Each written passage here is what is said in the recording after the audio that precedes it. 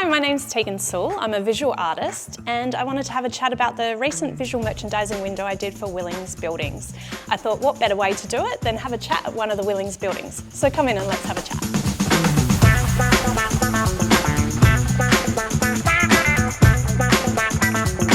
The first spark of inspiration for the window was really getting Tim Willings' essence of what he's doing. So I wanted to encompass his building, the cafe culture and the bar scenes and really bring that together in one whole story in the window. The pieces feel really personal to Tim because as a fashion stylist I pick up on things in people's lives really quickly. As a trend forecaster, I have to walk in and read patterns in situations. So for me, I had a glimpse on his social media, I saw he had an Eames chair, and I wanted to really weave in those pieces that really made his whole world as well.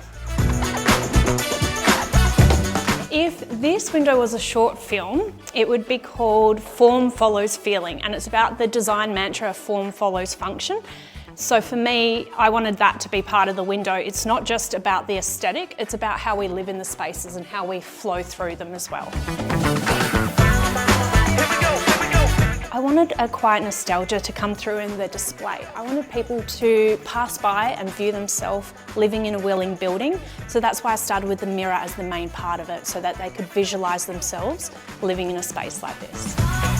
Here we go, here we go, here we go, here we go. The design was really directed by Tim's childhood in the area. So the tagline "From these streets, for these streets" really helped me with my concept of bringing all the elements together and making sure his childhood and what he's doing for the neighbourhood is really weaved into every essence of the window.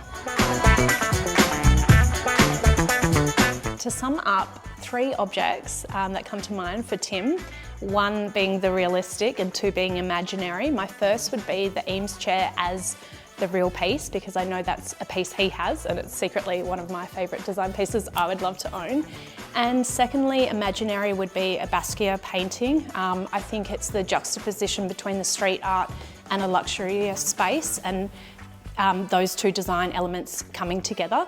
And the third, I know he's a massive Kiss fan, so it would be maybe the Kiss private guitar collection.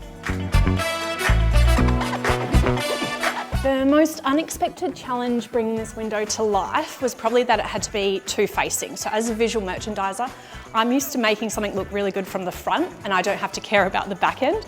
But the back end is the Willings office, so I had to make sure that it looked good from the front and the back.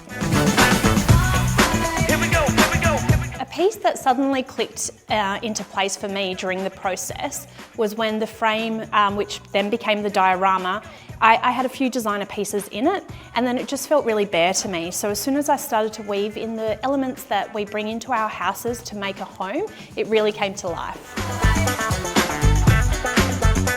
If the windows changed with the seasons, the next version would probably go, currently it's autumn, so it would go into spring. And for me, I see really animated big flowers blooming across the window. The most fun I had creating this window was revisiting my childhood, which really made me feel like a kid again.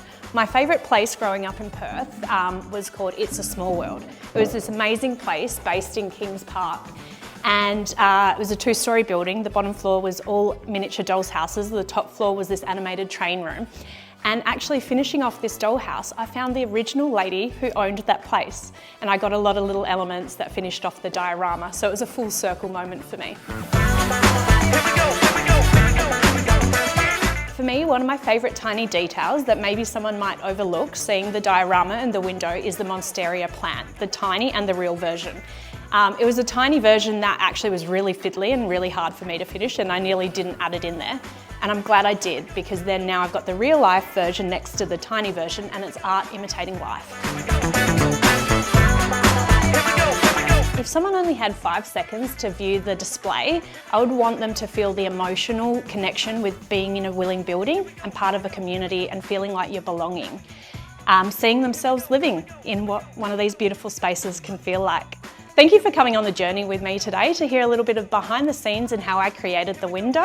Come have a look for yourself. Thanks, guys.